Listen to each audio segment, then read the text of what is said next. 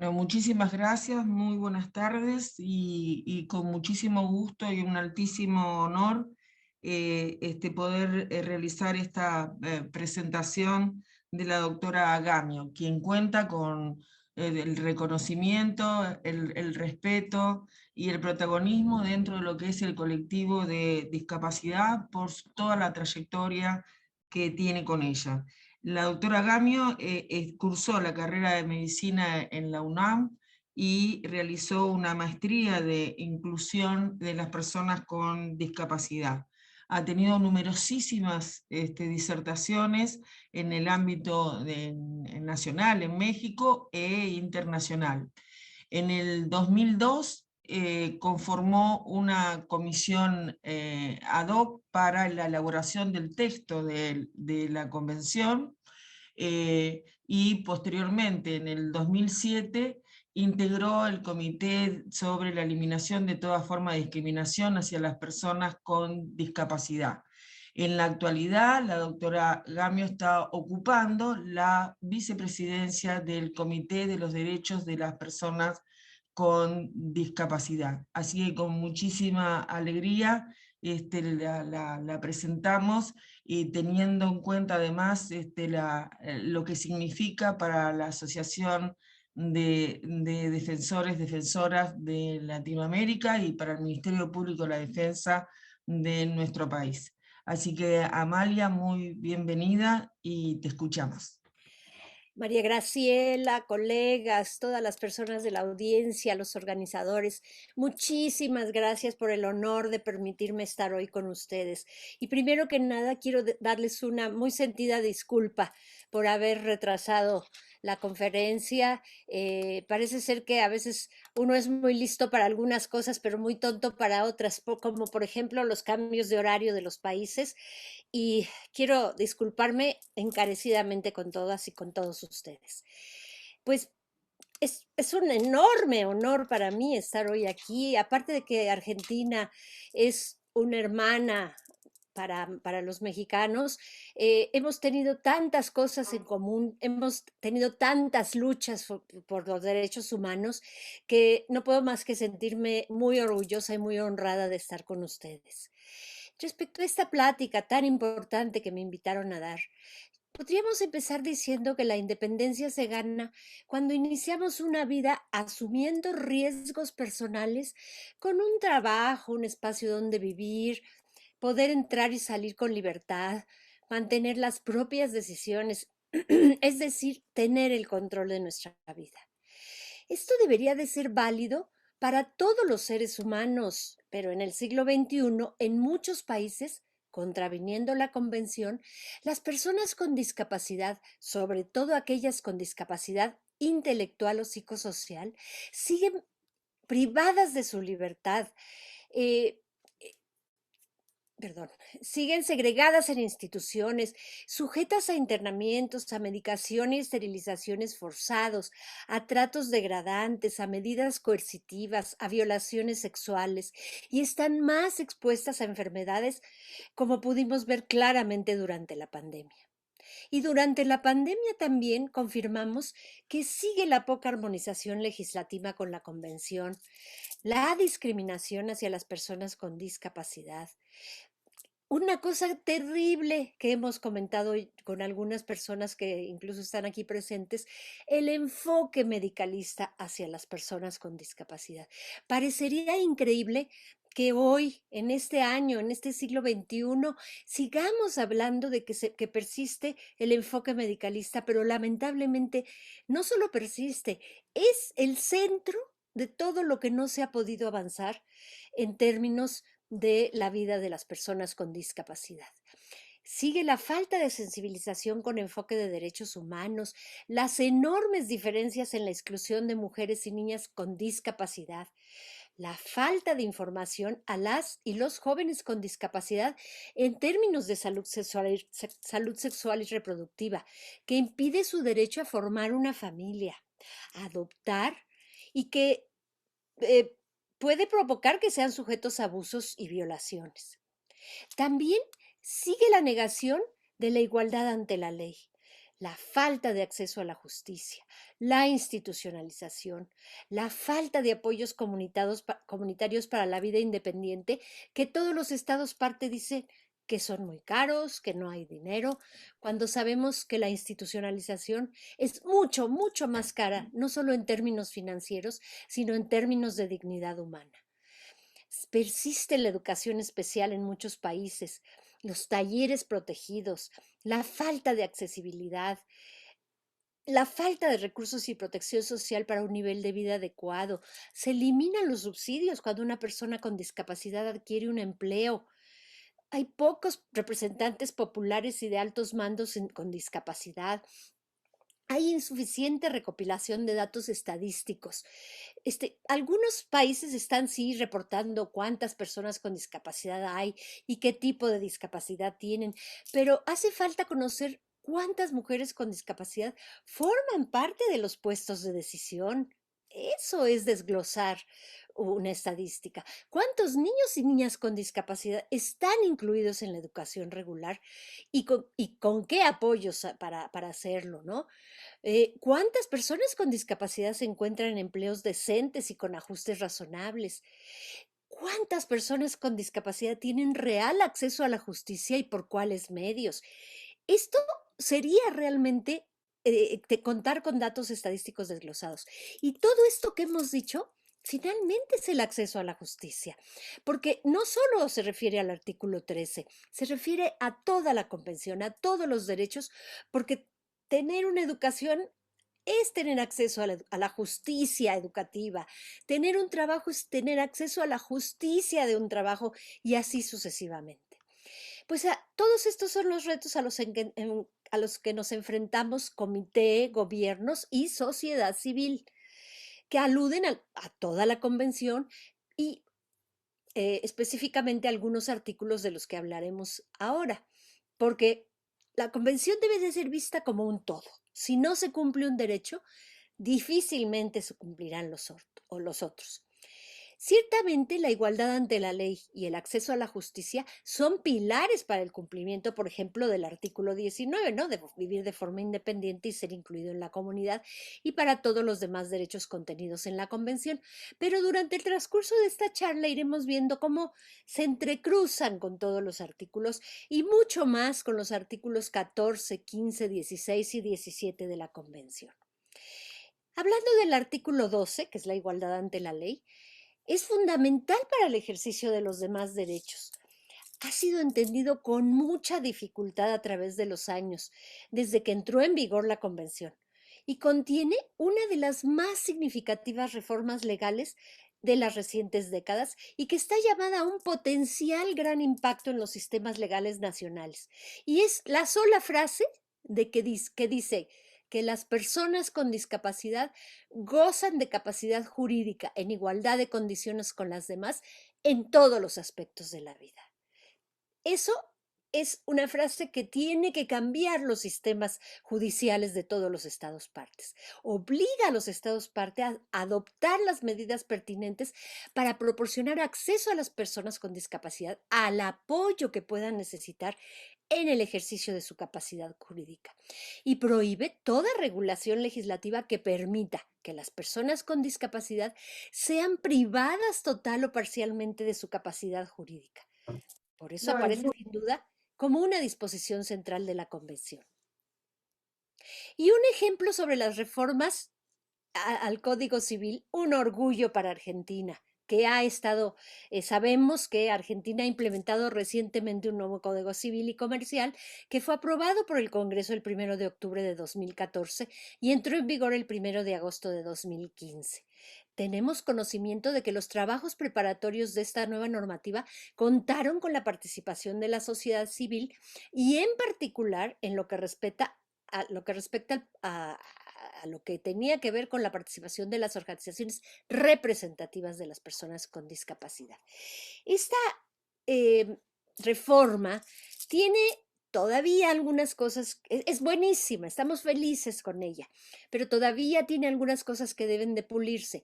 Ella reconoce expresamente la capacidad jurídica de toda persona, que se refiere tanto a lo que el código denomina competencia jurídica, que puede definirse como la aptitud para ser titular de derechos y deberes jurídicos, como la capacidad de ejercicio. Es magnífico, ¿no? Entonces, el código estipula, sin embargo, que se pueden establecer restricciones a esa capacidad. Según el artículo 31b, son excepcionales y solo pueden imponerse procurando el beneficio de la persona. Pero el primer párrafo del artículo 32 especifica que el juez podrá restringir la capacidad para determinados actos de una persona mayor de 13 años que padezca una adicción o un trastorno mental permanente o prolongado de suficiente gravedad, siempre que considere que el ejercicio de la plena capacidad del individuo puede suponer un perjuicio para su persona o sus bienes.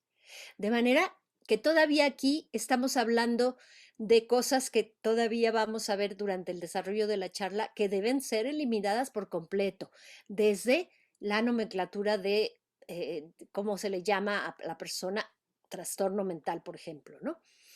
Bueno, pero en otros países ni siquiera han hecho el menor intento, no han entendido que el modelo de discapacidad basado en los derechos humanos implica un cambio del paradigma de la toma de decisiones sustitutiva a otro basado en la toma de decisiones con apoyo.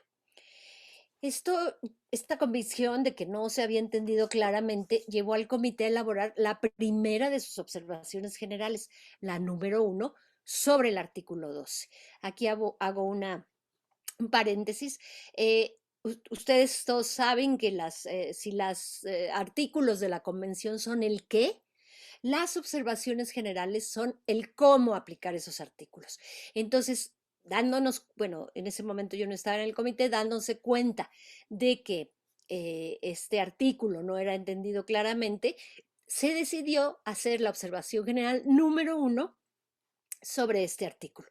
Y en ella, si ustedes la revisan con detenimiento, van a encontrar con mucha claridad cómo se puede aplicar el artículo 12. Pero bueno, ¿por qué no quieren entenderlo los países? Yo pienso que se trata de una cuestión de control. Los estados quieren seguir siendo el tutor de las personas con discapacidad, porque al parecer ellos sí saben cómo hacerlo. Sociológicamente, tener el control es sinónimo de poder. Bueno, lo demuestran el machismo, el capacitismo. Así que para estos controladores parece incomprensible todo esto de la autonomía y la toma de decisiones. Quieren seguir siendo quienes decidan por otros. No quieren o no pueden profundizar en las enormes posibilidades del cómo sí se puede, en lugar de que sigan profundizando, como lo están haciendo hasta ahora, en el cómo no se puede. Están perdiendo una energía valiosísima en informarle a todo el mundo cómo no se puede hacer esto, en lugar de emplear esa energía en lograr en analizar a fondo la observación general número 1 y tantos instrumentos que tenemos al alcance de los que vamos a hablar hoy. Pues bien, las medidas relativas al ejercicio de la capacidad jurídica deben ofrecer garantías, cuyo objetivo principal es asegurar que el apoyo respete los derechos, la voluntad y las preferencias de la persona.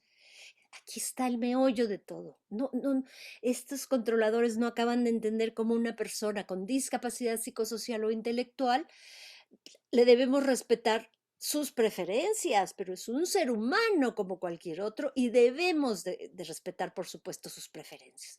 También es importante recalcar que el soporte que se le dé nunca debe imponerse contra su voluntad. Y que cuando es completamente imposible tener su opinión o no cuenta con disposiciones previamente establecidas, la decisión no se toma en función del interés superior de la persona apoyada, sino de la mejor interpretación de su voluntad y preferencias. Es un cambio enorme, otra vez esta pequeña frase. Y lo vamos a ver cómo está perfectamente contemplado en las directrices para el artículo 14, que es otra herramienta con la que contamos y que vamos a analizar al final. Entonces, se les hace cuesta arriba aplicar dichos apoyos y salvaguardas porque, claro, requieren de esfuerzo y voluntad política, de armonizar la legislación, de capacitación y de recursos. Pero todo esto, es decir, la capacitación y los recursos, son menores que los que representa mantener a las personas con discapacidad aisladas de la comunidad, Ya decíamos que claramente es más cara la institucionalización, no es solo en cuestión de dinero, sino en términos de libertad y autonomía y de dignidad humana.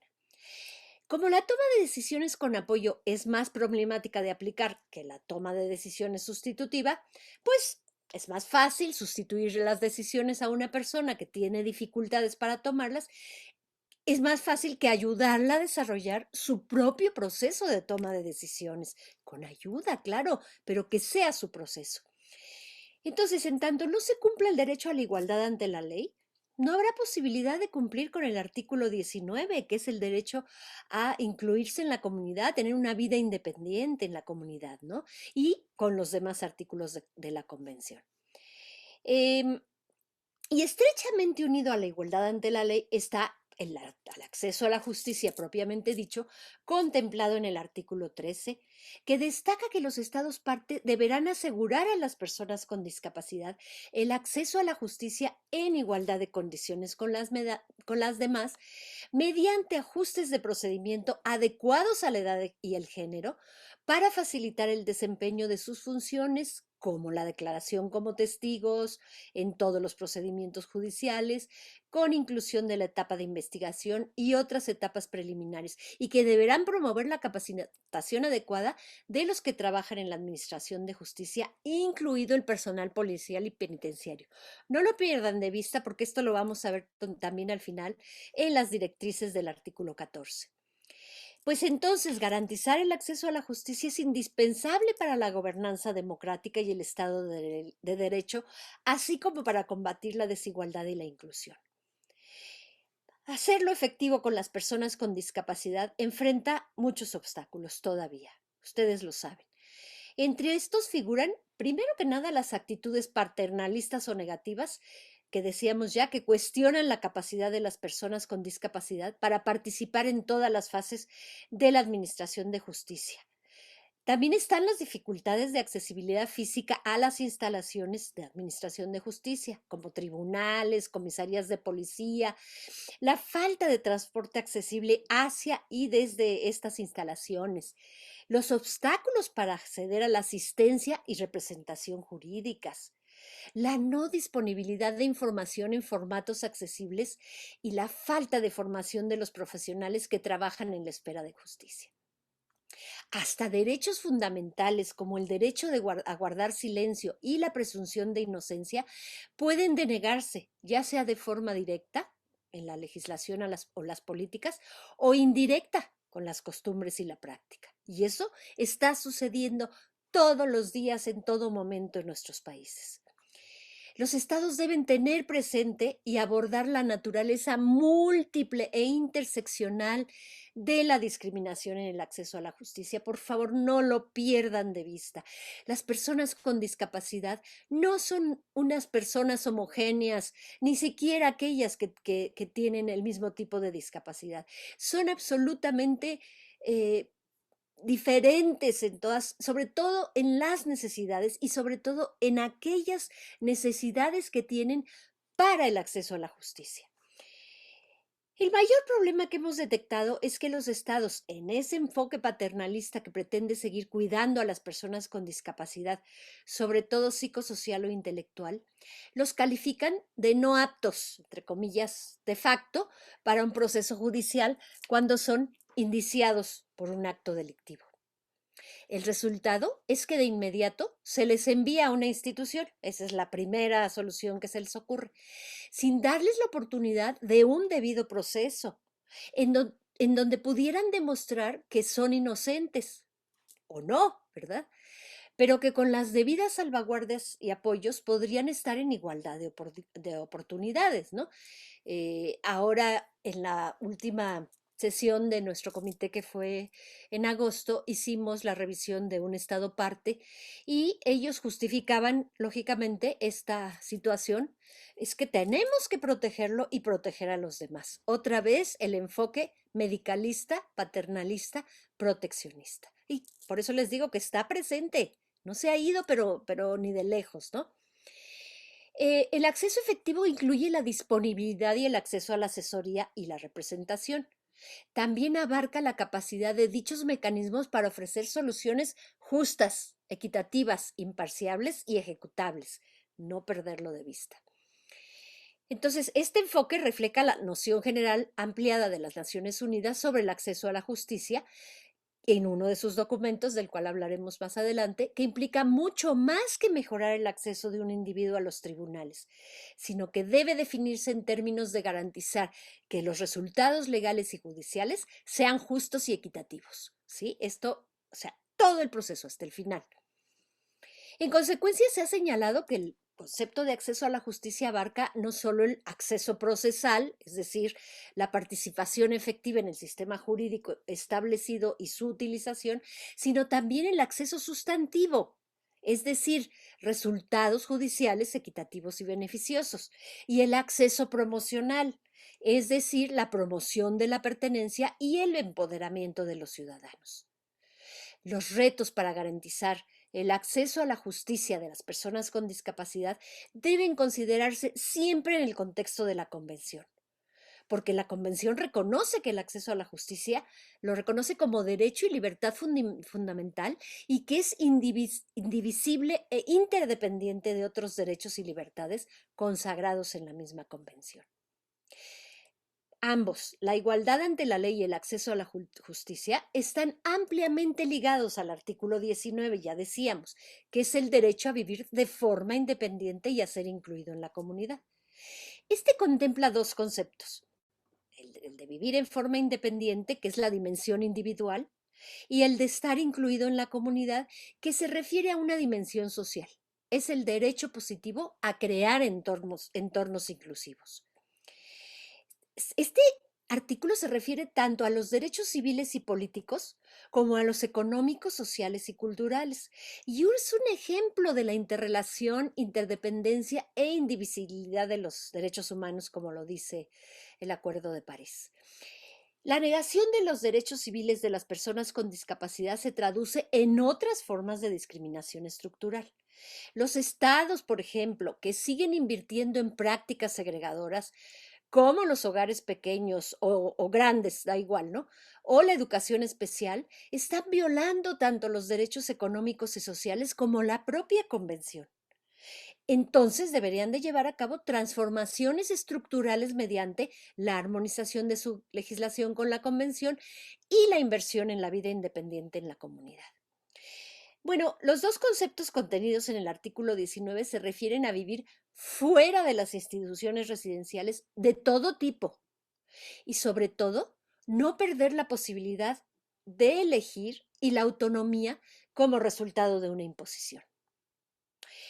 Este artículo contiene señalamientos como que los grandes o pequeños hogares siguen siendo instituciones, porque tienen ciertos elementos inherentes, comparten a los asistentes, están segregados, tienen un enfoque paternalista, así que mucha atención. Los hogares, tanto grandes como pequeños, son especialmente peligrosos para las personas con discapacidad.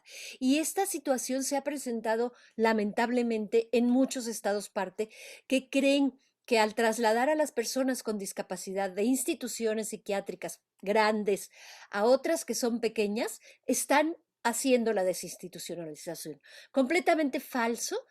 Tanto los grandes como los pequeños no deben ser un motivo para llevar ahí a las personas con discapacidad. Este debe ser muy claro.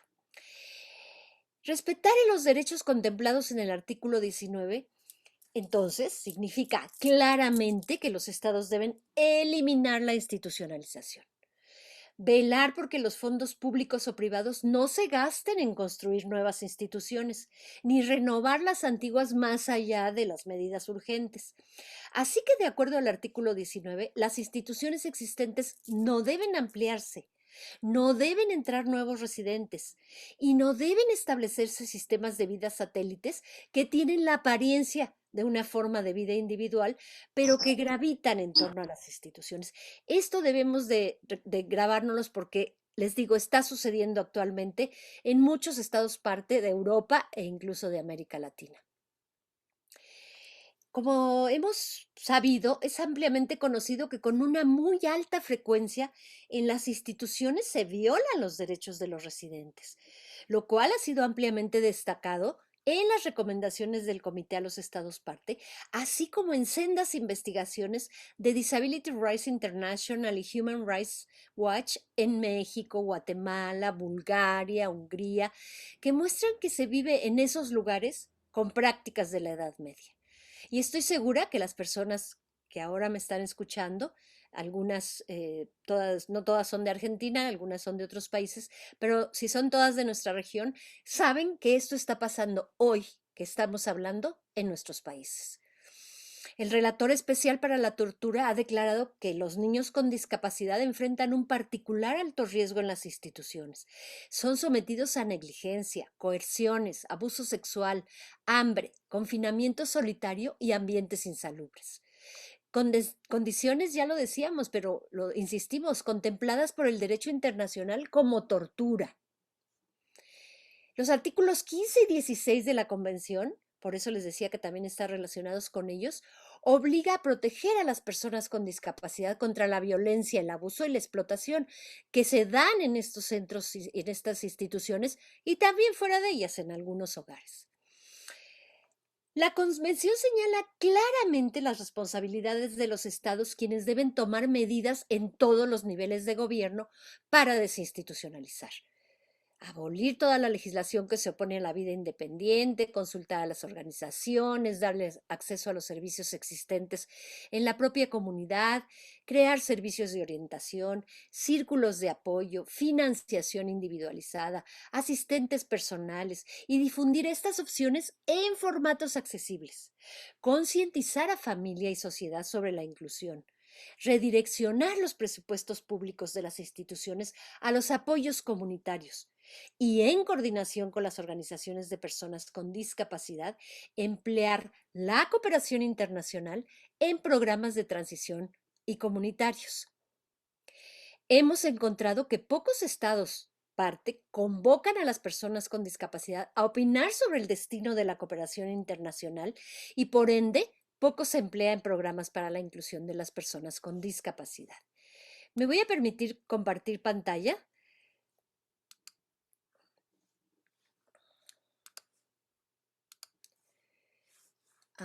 Ya la están viendo, ¿verdad?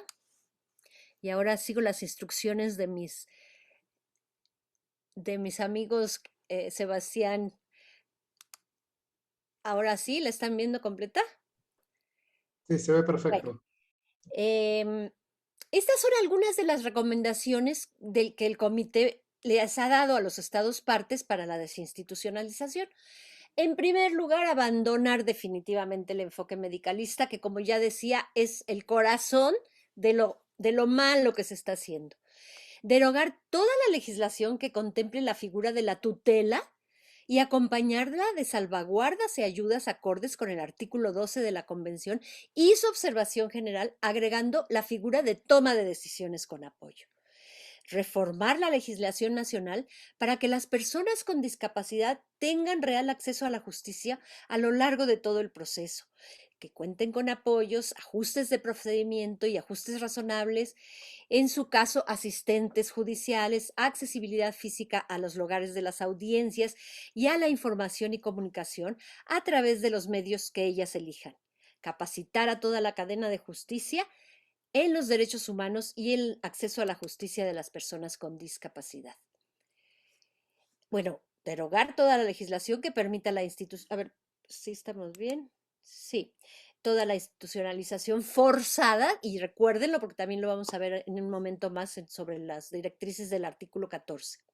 En estrecha consulta con las organizaciones de personas con discapacidad, adoptar y aplicar una estrategia nacional integral de desinstitucionalización, pero que incluya plazos claros, parámetros, referencias, fondos y recursos suficientes. Porque yo les aseguro que estos estados que les comento de Europa, que han estado diciendo que están desinstitucionalizando a las personas con discapacidad y que solo las están moviendo de una institución grande a una mediana o pequeña, no están realmente poniendo plazos claros, ni fondos, ni recursos suficientes, porque siguen enviando los recursos a una situación que sigue siendo una institucionalización, ¿no? Entonces, aplicar, reformar leyes, ya lo decíamos, eliminar nuevos ingresos, reasignar los recursos de la cooperación internacional a programas de transición y que los subsidios que se otorguen por ley sean suficientes y se entreguen directamente a los usuarios. Esto es muy, muy importante. Bueno, hablando de la cooperación internacional, hay muchos instrumentos que ahora tenemos. Podríamos empezar por que son los principios y guías para el acceso y a la ayuda legal de los sistemas de justicia. No se refiere específicamente a las personas con discapacidad, pero podemos empezar de lo general a lo particular. Entonces, eso es muy importante porque muchos de los instrumentos que hemos realizado en el comité, pues se basan y han tomado como base todos estos instrumentos. Otro instrumento muy importante es esta resolución adoptada por la Asamblea General el 17 de diciembre de 2018, que habla sobre los derechos humanos en la administración de la justicia. Es fundamental conocerla a fondo porque, insisto, han estado todas coordinadas con los documentos que produce el comité. Hay en otros países también, por ejemplo, esta me parece, no sé, estoy segura si esta es de Mendoza, Argentina, sí, ahí está. Es de ustedes mismos, buenas prácticas de los y las operadores del Poder Judicial respecto a personas con discapacidad. O sea, lo que quiero remarcar, por ejemplo, con la siguiente, es que hay muchos instrumentos que la cooperación internacional no solamente tiene que ver con el financiamiento, con el apoyo económico. Tiene que ver con aprovechar todos los instrumentos que ha realizado tanto Naciones Unidas como otros organismos. Por ejemplo, aquí tenemos el Consejo Permanente de la Organización de los Estados Americanos para apoyar los instrumentos que vamos a desarrollar en nuestro propio país. Es decir, eso es también cooperación internacional y también, desde luego, debe de pedirse a las personas con discapacidad que lean estos documentos, que nos ayuden a verterlos en nuestros propios documentos. Y que es importantísimo. Los principios y directrices internacionales sobre el acceso a la justicia para las personas con discapacidad. Este es un instrumento que acaba de ser publicado en agosto del 2020 y que ha contado, fue elaborado entre la relatora especial, que ya terminó su mandato, Catalina de Bandas, la oficina de la alta comisionada y nosotros en el comité. Es un instrumento importantísimo que se llama Principios y Directrices Internacionales sobre el Acceso a la Justicia para las Personas con Discapacidad.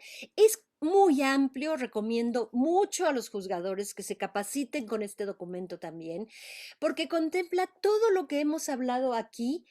De cada uno de los detalles de lo que hemos hablado está contemplado ampliamente en este documento. El principio 1 nos dice que todas las personas con discapacidad tienen capacidad jurídica y por lo tanto a nadie se le negará el acceso a la justicia por motivos de discapacidad. Partiendo desde ahí, ya viene todo lo demás. Y claro, cada principio desarrolla una serie de elementos muy, muy amplios que nos van a servir para desarrollar este principio en nuestros propios documentos. El principio 2 nos dice que las instalaciones y servicios deben tener accesibilidad universal para garantizar la igualdad de acceso a la justicia sin discriminación de las personas con discapacidad. El principio 3 nos dice que las personas con discapacidad, incluidos los niños y las niñas con discapacidad, tienen derecho a ajustes de procedimiento adecuados. A veces se nos olvida, pero en muchas de las cosas que hemos hablado y en muchos de los documentos se dice claramente que se debe de hacer con enfoque de género y con enfoque de edad.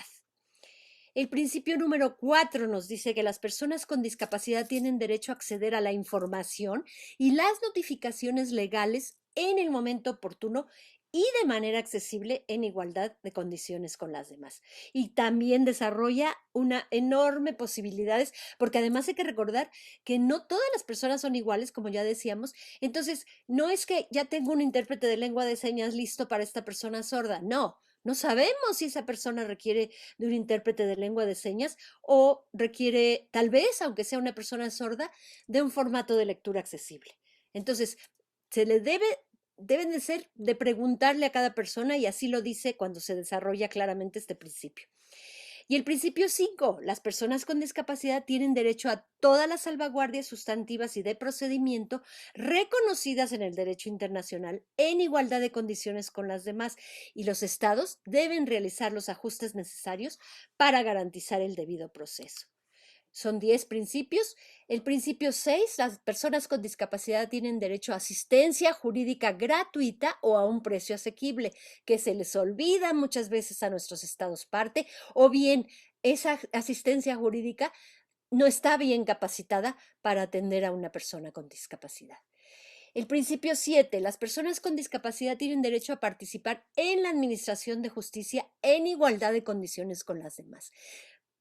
Recuerden, hay muchos abogados con discapacidad, hay muchas personas con discapacidad que se han capacitado para trabajar en la administración de la justicia, y es necesario darles todas las oportunidades para que lo hagan.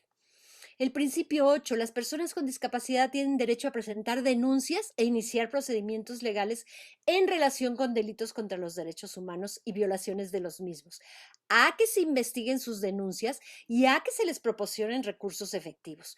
Y otra vez van a ver en este principio 8 qué gran despliegue de precisión para lograr esto.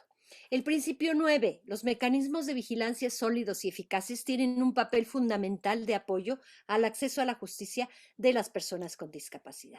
Y el principio 10, deben proporcionarse programas de sensibilización y formación sobre los derechos de las personas con discapacidad, particularmente en relación con su acceso a la justicia a todos los trabajadores de la justicia. Si ustedes creen que estoy repitiendo por equivocación muchas cosas, no, se equivocan.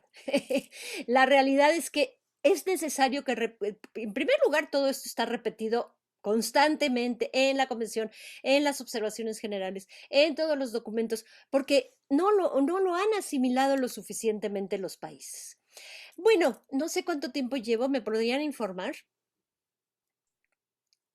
Está bien, doctora. Estamos, más o menos llevará unos 35 minutos. Bueno, Así yo que creo tengan unos que minutos más. vamos a hablar un poquito más y luego ya los dejo para, digo, los dejo que hagan preguntas y respuestas. Bueno, yo quería, como les decía, tocar esto es muy importante, las directrices sobre el artículo 14 de la Convención sobre el Derecho y la Libertad y Seguridad de la Persona con Discapacidad. Bueno, de la persona, porque así lo dice el artículo. Realmente hay pocas personas que conocen a fondo estas directrices y son una joyita. Ahorita las vamos a analizar. Por ejemplo, nos dice que el derecho a la libertad y seguridad, primero, o sea, tiene subsecciones, ¿no? Entonces, en una de estas nos dice, nos habla del derecho a la libertad y seguridad de las personas con discapacidad. Y nos dice que es uno de los derechos más valiosos que puedan ejercer los seres humanos, en particular las personas con discapacidad y en particular las personas con discapacidad psicosocial e intelectual. Si partimos de esta premisa, podremos entender por qué estamos tan en contra de este enfoque medicalista y proteccionista, que dice que para proteger la libertad y seguridad de las personas con discapacidad tienen que ser enviadas a una institución o tienen que ser medicadas sin su consentimiento. Es decir, nada más con esto podemos entender qué importante es.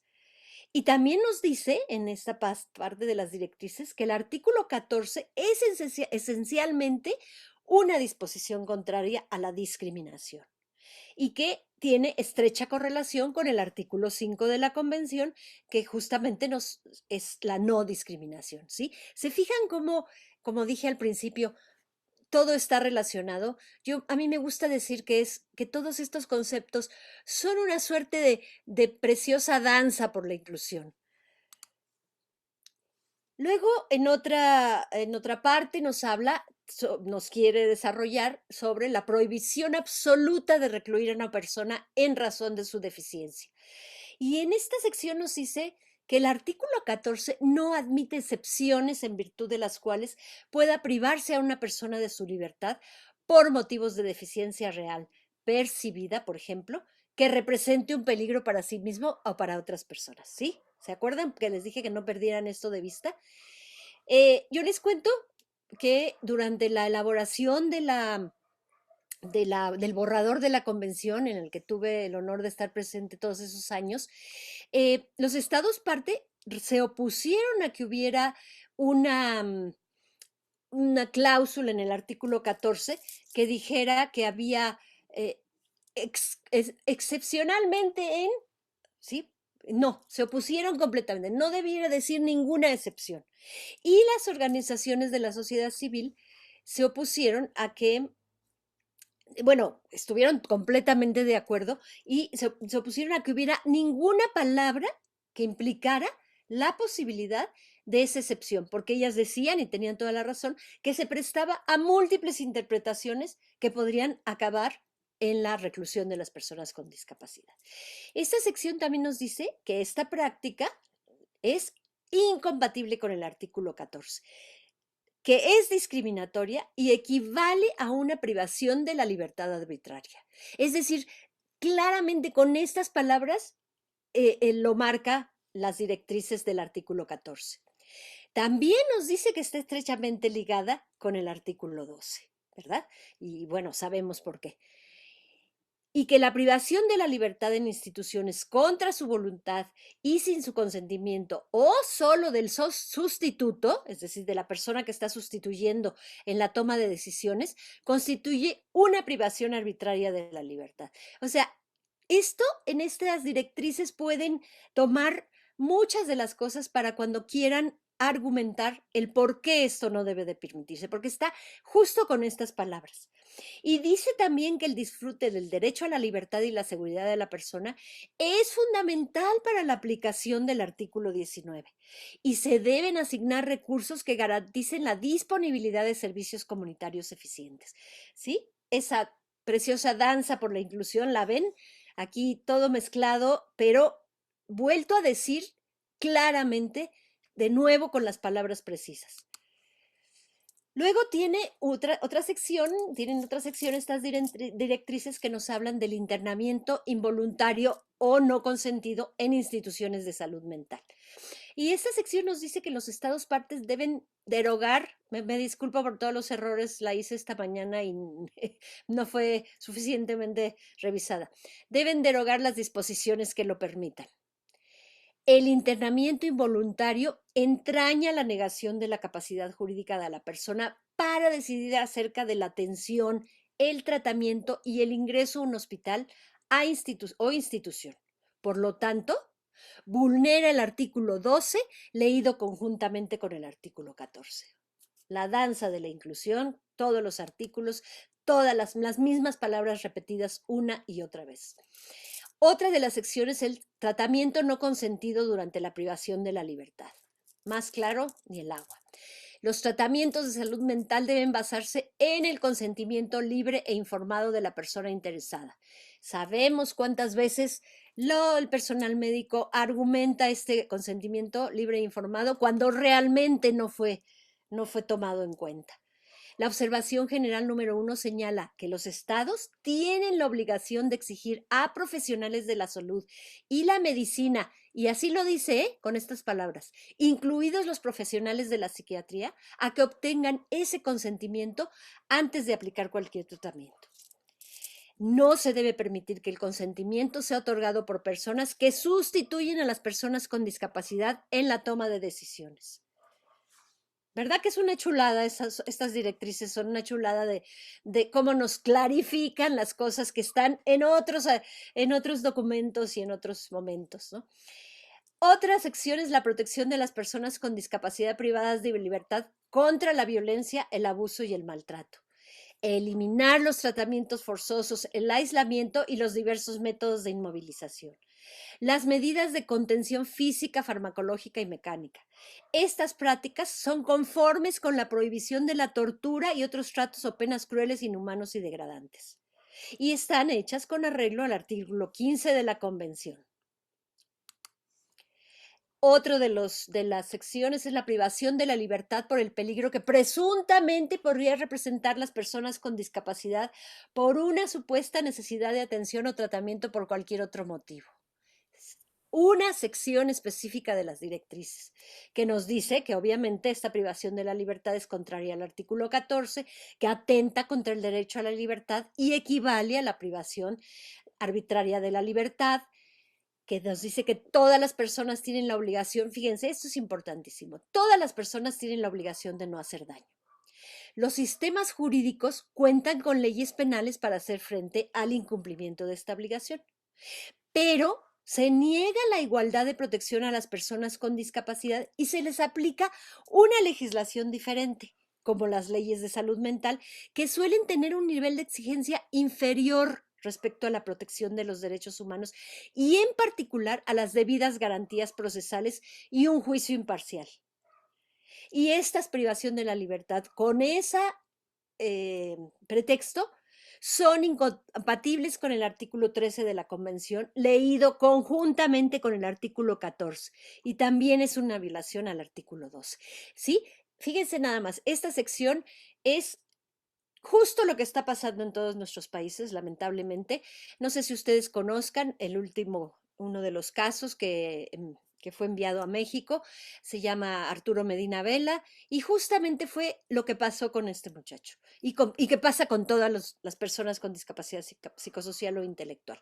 Se les niega la posibilidad del debido proceso pensando que las protegen y lo único que hacen es privarlas de sus derechos, darles esas leyes que son tan poco atentas de la exigencia de la protección de los derechos humanos y acaban en una institución sin siquiera saber si son culpables o no. Aquí esto lo puse en mayúsculas, aunque es parte también del otro. La libertad de tomar sus propias decisiones, establecida como principio en el artículo 3 de la Convención, incluye la libertad de asumir riesgos y cometer errores en condiciones de igualdad con las demás.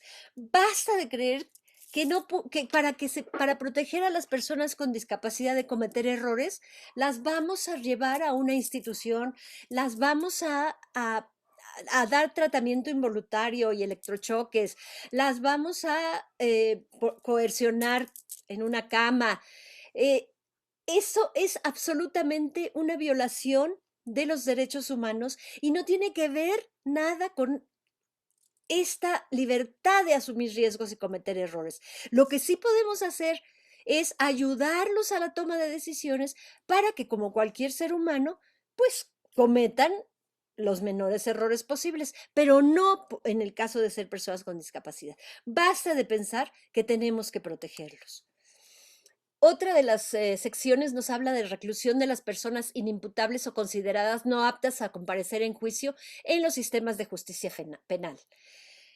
Nos dice que las declaraciones de incapacidad para comparecer ante los tribunales y la inimputabilidad, así como la reclusión de personas sobre la base de la discapacidad, contraviene el artículo 14, porque la privan de su derecho a las debidas garantías procesales y las salvaguardas aplicables a todo acusado.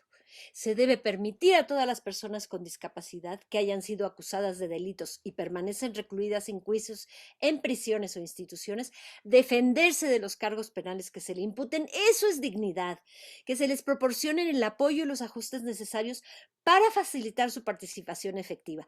Eso es respeto a la dignidad, así como ajustes y debidas garantías procesales. Y finalmente, bueno, nos falta un poquito, pero yo ya quisiera terminar. Condiciones de reclusión de las personas con discapacidad.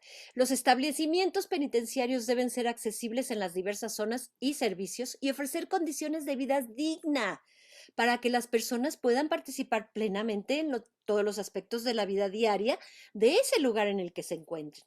La falta de accesibilidad y ajustes razonables en condiciones de reclusión precaria son incompatibles con el artículo 17, ¿se fijan? Ahí viene otro artículo, y puede constituir una violación al artículo 15, párrafo 2. Deben de promoverse programas de formación de funcionarios judiciales y de prisiones de conformidad con el paradigma legal de la Convención. Debe de haber supervisión, por supuesto, pero fíjense una cosa muy importante. La necesidad de aplicar mecanismos de supervisión no entraña la práctica de internamiento forzoso y en realidad tiene dos finalidades: impedir todas las formas de explotación, violencia y abuso que acordes con el artículo 16, e impugnar las detenciones arbitrarias y lograr la inmediata puesta en libertad de las personas recluidas arbitrariamente. Y estas son las 4 últimas secciones: medidas de seguridad que se han impuesto a las personas declaradas inimputables por enajenación mental deben eliminarse. Los mecanismos de revisión y sistemas de justicia restaurativa, no se debe aplicar la transferencia a centros de salud mental a estas personas.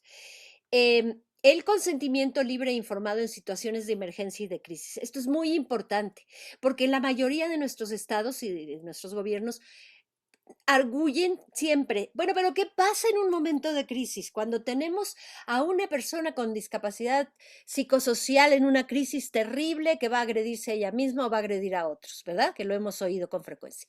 Primero, esas crisis son extremadamente raras. Suceden muy pocas veces y ellos están tratando de vernos como si fuera una generalidad. Segundo, estas crisis se pueden prevenir con lo que ya hemos hablado en toda la plática, de acompañamiento entre pares, de alternativas no médicas, de tener unas redes perfectamente adecuadas.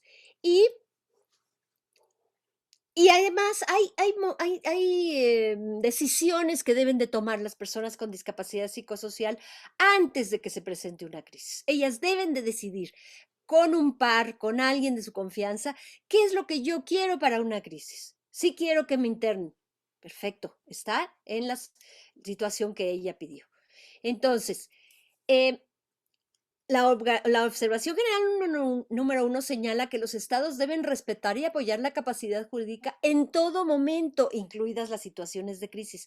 No deben de ser privadas de su capacidad jurídica sobre la base de interés superior, ni realizado por terceros. Cuando no sea posible determinar la voluntad pese a todos los esfuerzos, se debe sustituir por la mejor interpretación posible de la voluntad y las preferencias. Esto es un cambio también enorme. Lo hacemos también con los niños. Ya no es solo el interés superior famoso que hemos conocido siempre. Aquí se habla de la interpretación posible de la voluntad y las preferencias a través de esa historia que haya tenido ese niño, por corta que sea, o ese adulto, por larga que sea. Y no permitir el internamiento forzoso, el tratamiento forzoso. Y finalmente, en la última sección, obviamente, sobre el acceso a la justicia y medidas de reparación e indemnización, que serían violatorias del artículo 14, leído por separado y conjuntamente con los artículos 12 y o 15 de la Convención. De manera que con esto termino. Les agradezco mucho su paciencia. Les pido que me regresen mi presentación para corregirla porque está horrible y, y les agradezco mucho su presencia, que me hayan escuchado, y estoy aquí a su disposición en este tenor de amigos más que de conferencia magistral, para que si puedo contestar sus preguntas lo haré, o escuchar sus comentarios, y si no puedo, también francamente se lo voy a decir. Gracias, María Graciela y Sebastián. Bueno, Amalia, la verdad que... A vos, Amalia. Sí, agradecerte infinitamente. Has sido muy clara y clarísima. Y muy bueno, muy interesante para todas las defensorías públicas. En un momento hablabas de los oyentes que están escuchando de la mayoría de los países de América que conforman la IDEF. Así que seguramente ha sido de interés de todas ellas, de todas estas personas que te estamos escuchando atentamente. Hubo algunos comentarios y preguntas, así que paso a leerte algunos Sí, por favor. y ahí generamos un intercambio. Hay también muchas, bueno, estarás viendo el chat de muchas felicitaciones, de excelente la conferencia, bueno, muy contentos todo el público. Leo el primer comentario de Verónica Lanciano, que dice lo siguiente: acuerdo con los planteos expuestos por la doctora, quisiera consultarle su opinión respecto al certificado único por discapacidad, instrumento imprescindible en Argentina para obtener prestaciones relacionadas con la discapacidad. Y agrega, también quisiera consultarle, la misma persona también te consulta si puede brindar algún ejemplo de actividades que se pueden realizar para crear un entorno inclusivo y comunitario, principalmente para aquellas personas en situación de discapacidad y sin familia. Dejo aquí Claro. y después paso a otras consultas. Sí, claro. Perdón, la primera fue, perdón, Sí, la primera pregunta. leo de nuevo, no hay ningún Ay, problema. perdón, Quisiera El consultarles certificado de discapacidad. perdón. el certificado único Sí, perdón, por gracias. discapacidad. Resulta que todo en general, a lo que contestemos, no es un sí o un no, completamente, ¿no? Hay que pensar en muchas cosas. Efectivamente, bueno, para las prestaciones se ha dado en pedir ese certificado. El error de ese certificado, más que todo, es que se ha dado por un médico. Es decir, no podría darse un certificado de discapacidad, bueno, porque la persona quiere obtener beneficios para el transporte público, que sea gratuito, y algunas otras cosas que se dan en algunos países. Esto no, por eso digo que no hay del todo sí o del todo no. Eso no es malo, es bueno. El asunto es que se medicaliza ese certificado. Lo da un médico, solamente un médico, sin que participen. Primero, en términos generales, ese médico no está siempre bien capacitado ni en derechos humanos, ni en la convención, ni en la misma discapacidad. Entonces, es el enfoque médico de un médico que no tiene enfoque de derechos humanos. Es un diagnóstico que no tiene nada que ver, porque seguimos medicalizando el asunto, y eso no debe de ser. Un certificado de discapacidad debe simplemente decir que es una persona que tiene una diversidad funcional o una diversidad cognitiva o una diversidad psicosocial, pero ni siquiera esto de leve, moderado y severo que se acostumbraba o se acostumbra, existe ya, porque nosotros ya no damos ese enfoque. Siempre pensamos decimos que es una persona que requiere de poco apoyo, de un poco más de apoyo o que requiere de mucho apoyo para tomar sus propias decisiones, para vivir en forma independiente, para ir a la escuela, para lo que sea.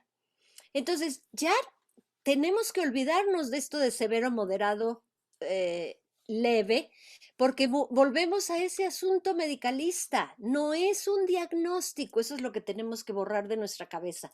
El certificado de discapacidad no debe de ser un diagnóstico, porque entonces cae en el campo del medicalismo y por eso sí, seguimos con ese enfoque.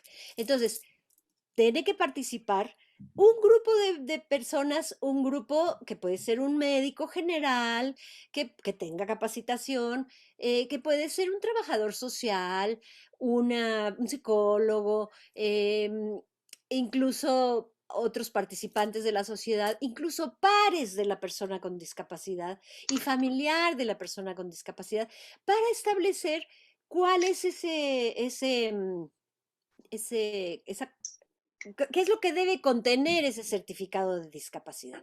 ¿Sí? Un enfoque multidisciplinario que se aleje totalmente de cualquier cosa que pueda asemejar un diagnóstico. Eso es lo que puedo decir. Y un ejemplo sobre un ambiente inclusivo. Bueno, un poco lo dijimos, aunque como todo fue rápido y no podíamos abarcar tanta cosa en tan poco tiempo. Pero bueno, los ambientes se crean con anticipación, ¿no? Decíamos, ¿qué pasa para evitar la crisis de una persona con discapacidad psicosocial? Bueno, queremos evitarla en el momento con una inyección que no nos pidió, o con un internamiento forzoso, o con una... Bueno, es lo mismo para todas las personas con discapacidad. Los entornos se crean desde que nace una persona con discapacidad o desde que adquiere esa discapacidad. Y no solamente volvemos a lo mismo en el aspecto del diagnóstico. Los entornos se crean con esa red de familiares o de amigos o de personas de la comunidad que quieran prestarse para ello y que hace que la inclusión de una persona con discapacidad a esa comunidad sea amable, sea fácil, sea un asunto de todos, no de una persona que tiene ciertas limitaciones, sino un asunto de una comunidad que realmente quiere que todos sus miembros participen.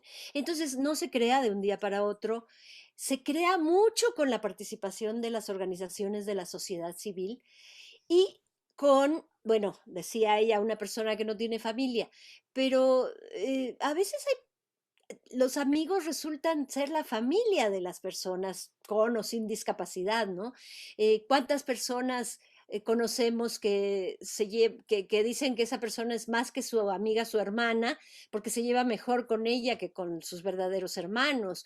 Es decir, el no contar con familia, claro, es una situación difícil y que ojalá no existiera, pero que puede compensarse de otras maneras, como decíamos, con el apoyo de los amigos, de los pares, con el apoyo de los profesionales debidamente capacitados en derechos humanos que entiendan que la situación de la persona con discapacidad es individual, es una sola, no tiene que ver con la de otra persona que tenga la misma discapacidad.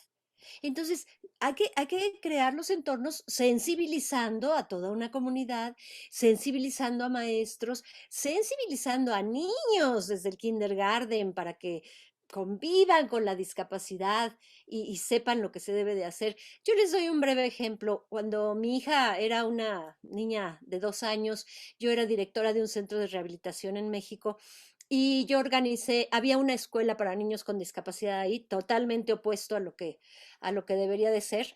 Y entonces yo les organicé un curso de verano con los hijos de los trabajadores y los niños con discapacidad que estaban ahí.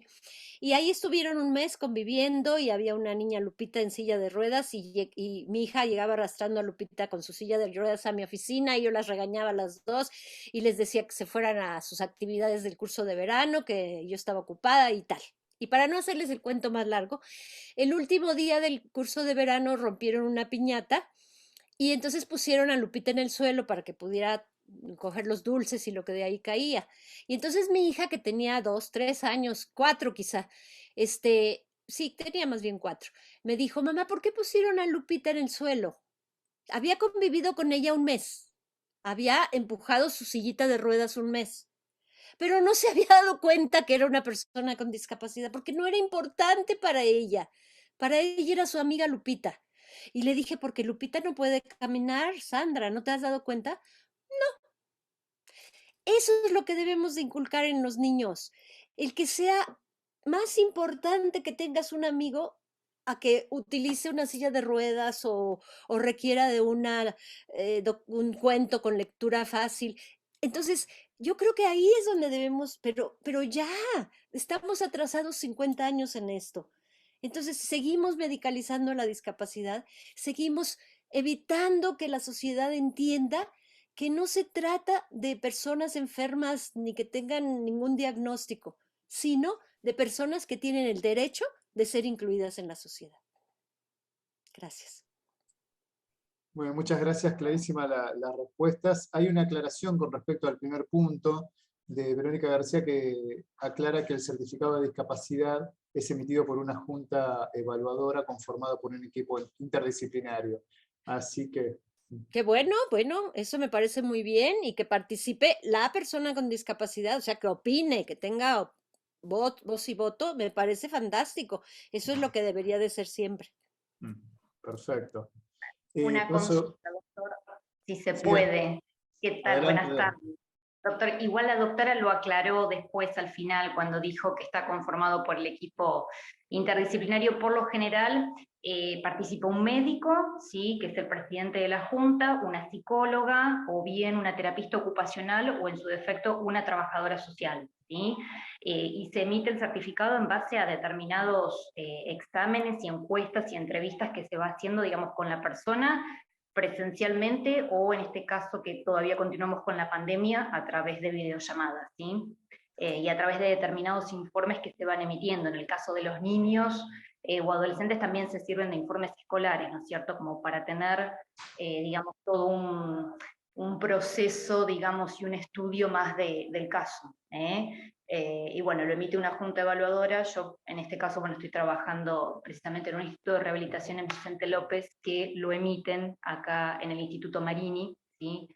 Que trabaja con distintos tipos de discapacidades y bueno, en una de las oficinas se realizan los certificados de discapacidad. Sí, nada más que yo les aconsejaría respetuosamente no perder de vista de qué forma están capacitados este personal, porque a mí me suena todavía con un enfoque de diagnóstico, pero ojalá que no sea así. Cierto, ojalá que todos vayamos por el modelo social, digamos, de potencializar a la persona y, digamos, y que haya esta cultura, como bien dice usted, desde el kindergarten hacia adelante y que la sociedad también acompañe, ¿no es cierto? Sí, sí, porque si no, si estos evaluadores siguen enfocándolo médicamente, entonces no estamos avanzando. Gracias, Verónica, por la No, aportación. gracias a usted, doctora, y a todo el equipo. Muchas gracias, Verónica. Gracias también por el intercambio. Paso a otra consulta. ¿Qué opina de imponer como salvaguardia informes semestrales por órganos judiciales? La pregunta es, ¿no resulta la judicialización permanente de la persona? Bueno, sí, como decíamos, cada caso debe ser absolutamente individual. Nada que se uniformalice, ¿sí? Desde luego, no sé a qué se refieren estos informes, o sea, quién debería de informar, no, quizá no capté exactamente cuál era ¿Eso hacen en Argentina? Sí, no sé No si sé la si. persona que lo formuló, María Teresa, quiere Sí, comentar. acá estoy. Acá Adelante. estoy. Yo pertenezco a un pueblo donde hay un juzgado multifueros de familia, y allí en prácticamente todas las causas, el defensor de menores pide que el servicio social del Poder Judicial actúe como salvaguardia, con informes semestrales o anuales. Y yo realmente me suena mal, me resuena como una violencia hacia la persona, porque si decimos que hay igualdad de trato, aquí no hay igualdad porque se lo mantiene bajo la pata del Poder Judicial, ¿no es cierto? La salvaguardia es para evitar abusos del apoyo, y por lo general, en la mayoría de los casos, los apoyos resultan ser familiares, entonces también lo entiendo como una violencia hacia la familia. No sé, quería ver qué opinan ustedes, porque Claro. otra cosa sería que ese informe lo elaborara el Poder Ejecutivo, que a través de los organismos que tienen que ver con el tema de la discapacidad, por ejemplo. Sí, gracias, muy amable María Teresa. Por supuesto, es que lo que está sucediendo y por eso es tan importante y por eso se menciona en todos los documentos y en todos los instrumentos que les ofrecí hoy, es la capacitación de los jueces, de los juzgadores, de los policías, porque se está confundiendo las salvaguardas con volver a tener un tutor, que eso es lo que a mí me parece que está sucediendo en el caso que nos planteas, María Teresa. O sea, no tiene por qué ser la trabajadora social una especie de tutora, no es por ahí. O sea, hay mucha confusión en este aspecto. Entonces, sí vale la pena que los jueces estén bien capacitados y que se analice exactamente cuál es el caso de cada persona, sea niño o adulto. Pero sí hay mucha confusión en que acaban volviendo diciendo que es una salvaguarda y lo que le han impuesto es otro tutor. Entonces, por eso es tan importante la capacitación y revisar minuciosamente cada uno de los detalles que se refieren a todo lo del acceso a la justicia. Por eso ya hay directrices, por eso ya hay directrices del artículo 14, porque es muy fino el detalle y por eso se tiene que analizar con cuidado. Bien, muchas gracias también por la claridad de la respuesta. Otra pregunta. Muchas gracias. No, gracias a usted, María Teresa. Otra pregunta, doctora, ¿podría sugerir a quién o quiénes? Yo creo, bueno, más o menos se ha ido hablando también con respecto a estas últimas preguntas. ¿Podrá sugerir a quién o quiénes se puede nombrar como figura de apoyo cuando la persona no tiene familiares ni red de contención, cuando no hay un entorno socioafectivo? ¿Qué ocurre en estos casos? Sí, son muy raros, otra vez, aunque sí pasan, por supuesto. Pero primero que nada, la persona que debe de designar el apoyo es la persona con discapacidad. Entonces, no podemos decidir a quién vamos a poner porque no hay familia, porque no lo sabemos. Hay que preguntarle a la persona con discapacidad quién quiere que sea su apoyo para ejercer su capacidad jurídica y su toma de decisiones.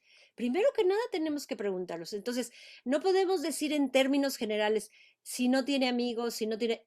Preguntémosle primero y vamos a ver cómo si hay alguien por ahí que puede ayudar. Y la persona siempre tiene que ser alguien que escoja a la persona con discapacidad. No hay manera de que sea de otra forma. Y bueno, esa persona con discapacidad, si de veras no tiene amigos, si no tiene nadie en el mundo, que se me hace un poco muy extremo y que difícil de que suceda, pero ella misma podrá decir, bueno, la señorita trabajadora social que me ha apoyado, pues quiero que sea mi apoyo, pero ya lo decidió la persona con discapacidad, ¿cierto? Claro, justamente hay una última pregunta que está vinculado, creo que ya está respondida, pero dice Sandra Reynoso, ¿es posible que se designe apoyo institucional en los casos que no existe apoyo personales familiares? No, no es posible, porque entonces volvemos a darle la tutoría al Estado. O sea, la persona con discapacidad tiene que elegir una persona que sea su apoyo. Y como digo, puede elegir al psicólogo, al doctor, a la trabajadora social, a la persona que conoció ahí o quien sea. Pero tiene que ser nada institucional, porque entonces volvemos a caer en que lo volvemos a institucionalizar. No, no puede ser la institución. Definitivamente un no. Acaba de entrar otra pregunta, clarísima también la respuesta, creo que nos va quedando cada vez más claro. ¿Qué pasa cuando la persona con discapacidad no puede expresarse? Sí, otra vez yo les vuelvo a recordar lo que dije al principio, que siempre pensamos el cómo no se puede en lugar del cómo sí se puede. Esa persona con discapacidad seguramente tendrá una forma de expresarse. Si no es verbal, pudiera ser escrita. Si no es escrita, pudiera ser señalando. O sea, primero que nada hay que buscar todos los medios posibles para que esa persona se exprese. Esa persona tiene una historia de vida. Otra vez no podemos hablar de qué pasa si una persona no puede expresarse. Esa persona tiene una historia de vida, ya sea con familia, con amigos o como sea. Entonces, como dije hace rato, ya después de haber hecho un esfuerzo prácticamente sobrehumano por encontrar una forma de que se comunique, y al último, y lo dice también las directrices del artículo 14, no hay forma, pero esa persona que estamos describiendo va a ser una en 1.000.000, o más. Entonces, en ese momento se da lo que decíamos antes, ya no el mejor interés, sino contemplar qué historia tuvo, cuáles fueron sus preferencias en el pasado. Si en el pasado se pudo expresar, ¿qué expresó? Si no se pudo expresar en el pasado, pudimos de alguna manera, ya sean sus familiares, amigos o el entorno, pudo saber cuáles más o menos eran sus preferencias. Y entonces basarse en esa historia de vida, en esas preferencias anteriores, en eso que con su vida les manifestó a sus cercanos para tomar decisión. Pero Ya les digo, va a ser un caso muy, muy extremo en donde realmente no haya una forma en que esa persona pueda expresarse. Entonces, siempre yo les recomiendo piensen en cómo sí se puede en lugar de cómo no se puede. Es mucho mejor y nos da una amplitud de pensamiento y de miras que no nos habíamos imaginado antes. Clarísima la respuesta, Amalia, así que, bueno, te agradecemos muchísimo, la verdad, porque fuiste muy clara en la exposición, muy clara en las respuestas, así que, bueno, los comentarios siguen apareciendo de excelente la conferencia, la exposición. Saludos especialmente también, la veo a Clarisa Ibarra, que es la Defensora General de Nicaragua, también conectada y felicitándote. Así que, bueno, ahora, antes de terminar, le voy a pasar la palabra a la doctora Iglesias para que haga un breve cierre, pero bueno, de mi parte, de la parte de AIDEF, queríamos agradecerte muchísimo por tu disponibilidad, por aceptar la invitación, y la verdad que ha sido un verdadero lujo tenerte entre nosotros. Le paso la palabra a Graciela. Adelante, Graciela. Gracias, Sebastián. Muchas gracias. Gracias a ti por tu paciencia, por todo, por tu ayuda. Bueno, yo qué puedo decir, ¿no? Huelgan las palabras, creo, cuando uno escucha a alguien del conocimiento, el recorrido, el activismo, un discurso y una disertación de derechos humanos de quien proviene del campo, ¿no? de la medicina, porque en realidad su título de base lo que demuestra que los derechos humanos no tienen especialidades entre comillas. La claridad que ha manifestado recién Amalia, con su humildad y la sencillez para decirlo, como todo aquello que es verdadero, nos lleva a confrontar con cada uno de los ejes que la Convención tiene. Es decir, salirse del déficit es muy difícil. Reconocer y tener un pensamiento crítico de que está conformado una estructura que todavía sostiene un sistema tutelar.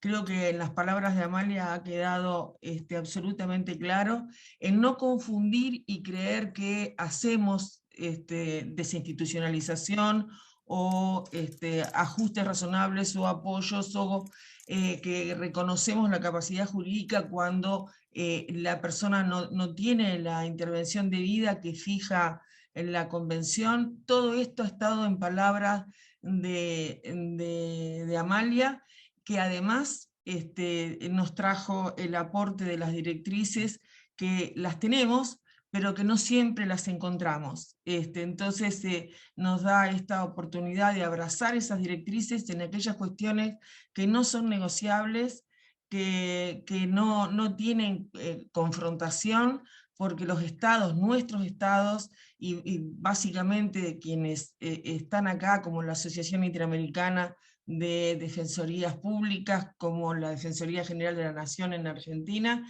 justamente tienen esta misión, este trabajo de defensa del reconocimiento de los derechos. Así que Amalia, decir que es un lujo, que es excelente, que yo creo que todo trasciende, es simplemente la conmoción de seguir en el camino, de la responsabilidad que todos y todas tenemos para una efectiva implementación y para dar cuenta de la responsabilidad que nuestros estados tienen.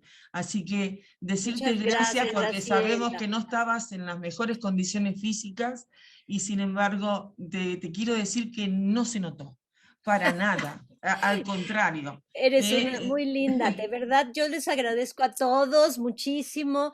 Primero, solo quiero finalmente decir 3 cositas, si me lo permiten. Primero, que borren esa presentación y que yo en un rato les mando una corregida para que la puedan difundir. Sí, porque no, es una pena.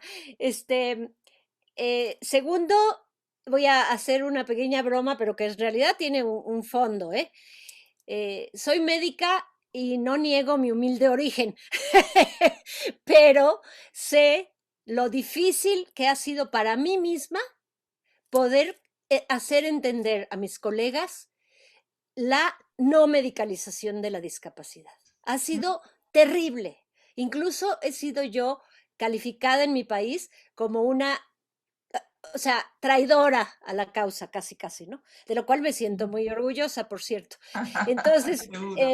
sí, a pesar de que soy médica, sí entiendo perfectamente que no hay que medicalizar. Y por último, darles las gracias a todos. Para mí, como siempre, es un honor que me inviten y ojalá lo sigan haciendo. Prometo solemnemente no volverme a equivocar con los horarios y les envío un gran abrazo y muchas gracias por todo. Un abrazo, Amalia, un abrazo. Un abrazo grande, muchas gracias. Y muchas Gracias. gracias a todos por mantenerse conectados a pesar del cambio de horario. Así que bueno, nos vemos la próxima. Mis disculpas a la audiencia. Gracias No, por por regresar. favor, ha sido un Gracias placer, por María. haber regresado. Hasta luego. Hasta luego. Y gracias, Graciela, también por la No, presentación. por favor. Por Gracias, Graciela, por tus palabras y también a Sebastián. Hasta luego. Listo, hasta luego.